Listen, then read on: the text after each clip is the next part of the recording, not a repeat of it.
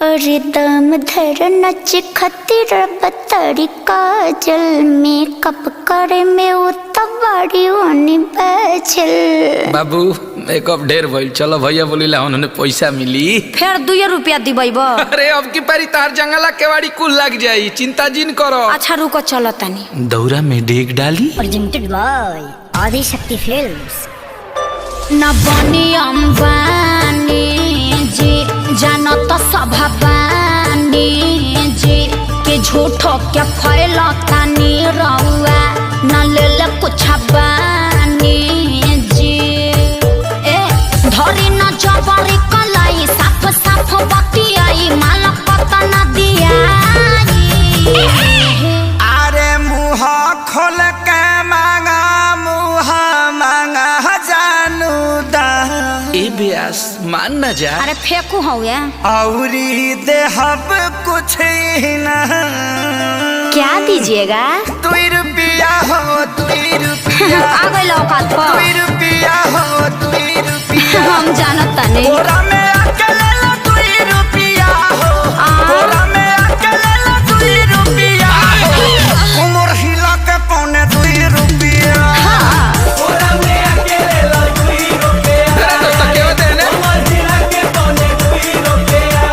अरे अब विवेक जी फिर से आई तो गौरा में क्या देना चुआता पसीना भेजल समीज हो बाटे ना कि भेजल समीज हो बाटे ना कि भीतरे रोबे सब चीज भेजल समीज हो बाटे ना।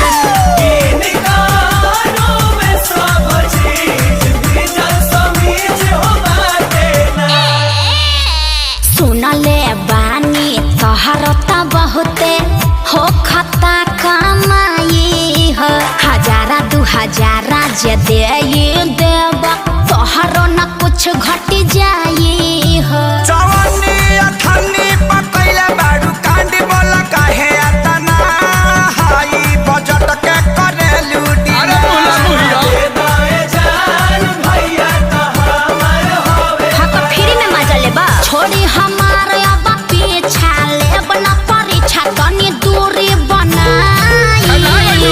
अरे तो तोहरे खातिर सब भई जुटावता निधन। चल झूठा ऐसे तू रहो जान मान।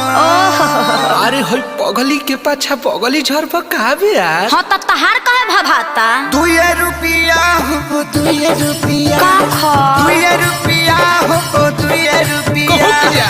बोरा में अकेले 2 रुपया हो बोरा में अकेले 2 रुपया। अरे लागल है। तो महिला के पौने 2 रुपया। ना होई बोरा में अकेले 2 रुपया रे ओ महिला के पौने 2 रुपया। तू लोग कीप साइलेंट रहबा लोग की ना काहे खातिर आयतना कमाइला एगो झुमका बना पेन्हाइला।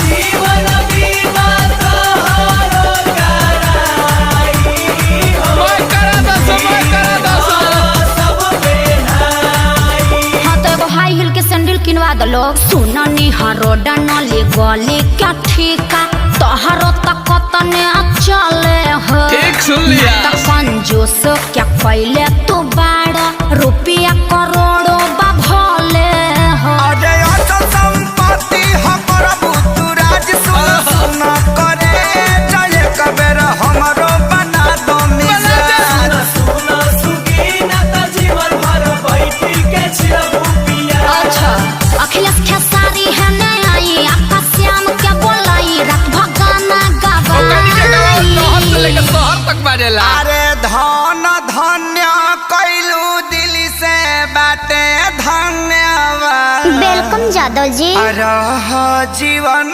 भर जिया जिया एम मजनू के सारू तू तो देखे में लागत तारा। का? हारू बेबी फारू बजट बढ़ाओ। बैगनो बेच दे। बेच दो 2 रुपया होते हम 2 रुपया 2 रुपया होते हम 2 रुपया ले ला चुमा चटाई दे हम 2 रुपया हो चुमा चटाई दे हम 2 रुपया हो। अच्छा कालो कटाई पौने 2 रुपया।